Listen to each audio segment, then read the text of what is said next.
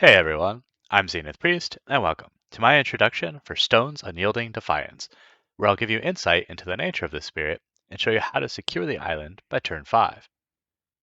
Stone's Unyielding Defiance is a moderate complexity defense spirit that leans into offense while having some capacity for control and utility. We start with a presence in the lowest mountain without Dahan, and the adjacent land with Blight, or Sands if there isn't one. The playstyle recommends placing presence in established lands and suggests that this spirit has an unwillingness to bend for others' benefit. Our main priority is to protect the island, and our ability to help others is only incidental to that end. For example, when you bestow the endurance of bedrock, adding blight does not cascade or destroy presence unless the blight now outnumbers your presence. However, this generally leaves the Dahan to fend for themselves. We do have means to protect the Dahan if we choose, but that comes at the cost of staying ahead of the invaders, which we can't always afford. Combined with one of our innate powers, this special rule has a unique take on defense, rather than implicitly defending the land against a ravage. Deep layers exposed to the surface grants us a minor power when we reveal an extra card play from the top track, which is useful for extending our hand while simultaneously letting us play more cards each turn. For growth options, a reclaim also grants 2 Earth and allows presence to be placed at range 0 or in a mountain at range 3. Since the extra Earth lets us hit higher thresholds for our innate powers, we will occasionally reclaim even with good options still in hand. If you see this need in advance, make sure your presence already is or can be put into place, or you may be out of position to enact your plan. Gaining 3 energy, we can place a presence up to 2 away. In addition to needing energy to play our powers, we'll also need it to diminish the impact of incoming blight via one of our innate powers. Our unique powers are fairly capable on their own, and the top track grants us minor powers every other turn. If you don't feel that's enough, or wish to seek a major power, you can do that with the last option, as well as placing a presence nearby. We start with 2 passive energy and have only a single card play. A trifecta of extra energy, card plays, and, thanks to deep layers exposed to the surface, power gains have been squeezed into the top track, making this route quite tempting. However, I'd like to highlight the bottom track to show how resilient Stone's Unyielding Defiance can be with only a single card play for most of the game. Instead of extra card plays, the bottom track grants Earth every time and throws in a Reclaim 1, a Wild element, and then finally a second card play at the end. This extra Earth alternates turns, hitting higher thresholds for our innate powers. To hold the island fast with a Bulwark of Will, we need 2 Earth, letting us spend 2 energy to pull Blight from the box rather than the card. 4 Earth reduces the cost, and 6 Earth paired with a leaf lets us protect against random events and some blighted island effects. While your area of influence might not look very clean in terms of Blight on the board, Blight taken from the box means you keep the island healthy, despite appearances. Let them break themselves against the stone retaliates against the invaders for any damage done during ravages. We need 3 Earth to start dealing 2 damage. 2 more Earth deals an additional half the damage dealt, and for 2 more Earth and a couple Sun, we get to repeat this power, either in another problem land or in one more heavily established land. Note that direct defense reduces the damage invaders do, and will therefore reduce the damage we do in return. Our first unique power is Stubborn Solidity, defending a land and ensuring that any Dahan in that land will remain exactly as they are for the rest of the turn. It's useful for defending a land you couldn't get to in time, or just making sure the Dahan survive to counterattack, even if the land blights. Jagged Shards push from the earth, adds a Badlands, and pushes up to 2 Dahan from a land. Whether trying to clear a land or push the Dahan somewhere with more impact, this power helps you set up for later. Plow Shatter on rocky ground deals the damage to each building and may push a town or simply destroy a town. Early game, destroying a town outright usually makes more sense, though later on it could be useful for destroying multiple buildings, especially if you've laid down a few jagged shards.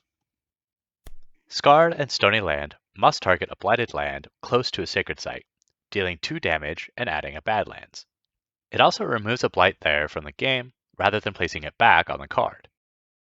Of the ways this can be used, keep an eye out where removing blight from one of your lands allows it to blight again without destroying your presence, freeing up your presence placement to go elsewhere. And with that, let's get started on the demo game. Our strategy will be taking out the buildings as they crop up, counting down to terror level 2.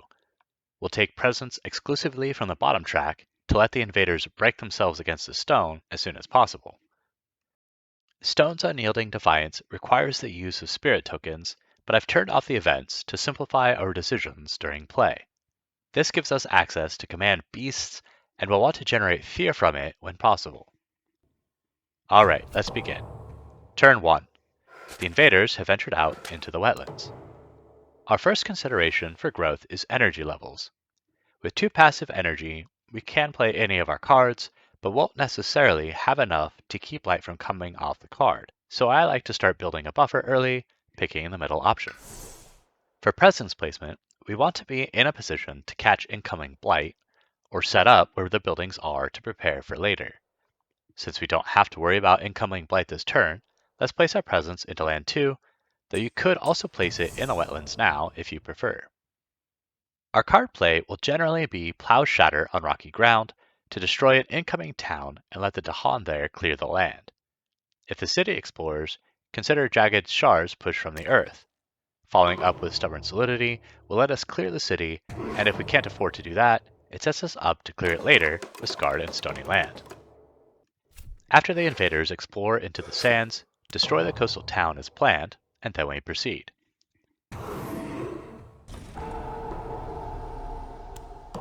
Turn 2.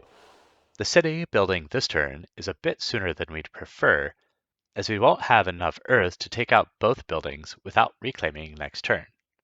For now, let's continue to grab energy, placing our presence into the upper wetlands. With the wetlands under control, being as set up as we can with the sands, and the fact we can't really get value from 2 of our remaining powers, Jagged Shards becomes our play by default. After holding the island fast and letting the wetland invaders break themselves, we watch them do just that, paying to pull the blight from outside the game and destroying the town.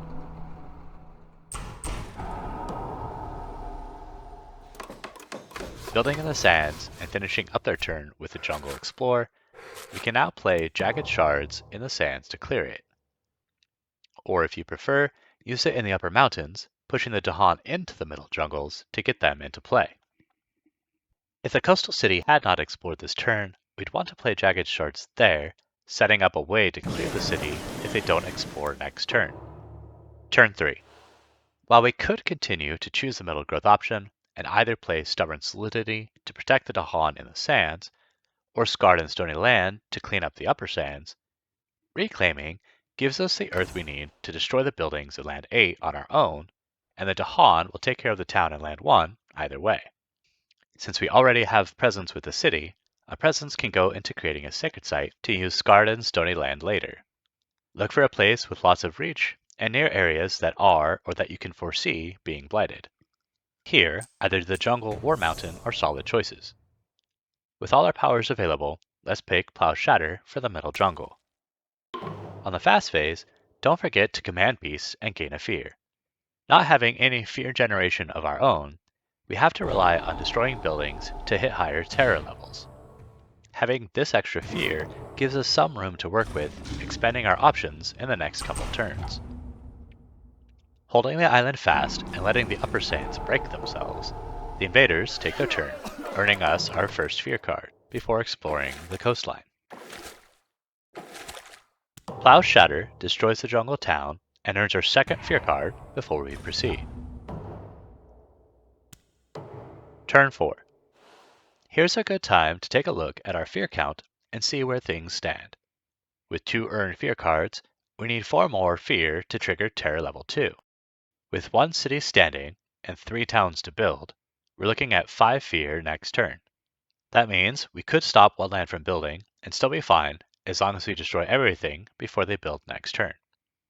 Sometimes, maybe because the land with beasts never explored, denying us that fear, or we incidentally isolated a land that then couldn't explore, we'll need to destroy some extra buildings after the ravage next turn. Keep these things in mind as we proceed. Even though we can't affect builds before the Ravage, Fear, and Event cards can.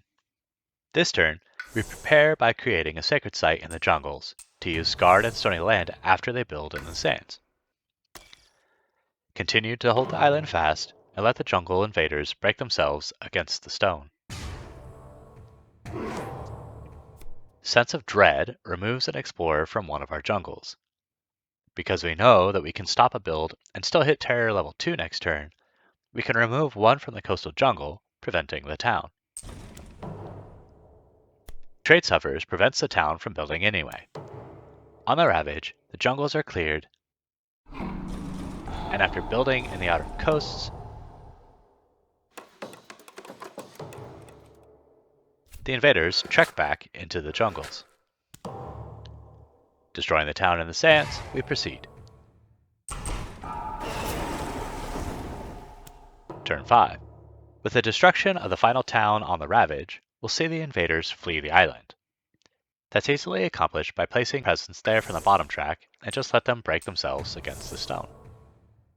Some games may have us work a little harder, but now we have 2 card plays and all the options. Keep your fear count in mind as you make decisions. You don't want to inadvertently stop something from building, leaving you just shy of reaching the next terror level. Here, we'll play Stubborn Solidity to clear the sands and Plow Shatter in case the jungle would build. By gaining an extra sun, we can now repeat our innate power, breaking the invaders even further.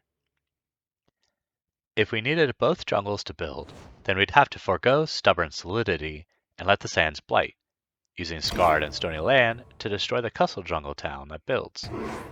Instead, we can afford to destroy the invaders on the Ravage as we achieve victory. Some final thoughts on Stone's Unyielding Defiance. If Land 2 doesn't explore by turn 3, then we'll need to find another way to clear the city. I touched on setting up for this, but didn't go into the full plan. Until the city explores, don't make a sacred site in the land with the initial blight. When you have space, you'll need to play Jagged Shards in Land 2. When the land with blight ravages, cascade it into the city. You don't need presence there, but it will keep blight from coming off the card. When you next have space, play Scarred and Stony Land to destroy the city. This plan works on all boards except the E board because the initial blight isn't next to the city. The same problem is true for the initial town, however, you'll be missing the 2 fear that extra city would bring. Consider using the first option for Plowed Shatter, pushing the initial town into a land about to build. This keeps you on track for achieving Terror level 2. I only focused on gaining energy in the growth phase, even though we ended up with quite a bit in reserve. Grabbing a minor power is pretty simple, and we could have easily reached for a major power. Just keep track of how much energy you'll be spending to hold the island fast. In the same way, don't be afraid to reclaim if you really want to play a card in your discard. As long as you're in position and have enough energy, you should be fine. When games explore the same land back to back, reevaluate your fear count and adjust your plan if necessary. You may not be able to account for every fear and event card, but mitigating the random factors can mean the difference between victory in the fast phase or having to find a way to take out the new buildings. Be careful about not destroying buildings as they come around, either through a power or during the ravages. You may not always be able to find the space for another chance. Alright everyone, that's all I've got this time. Hope you gained some insight and good luck in your next games.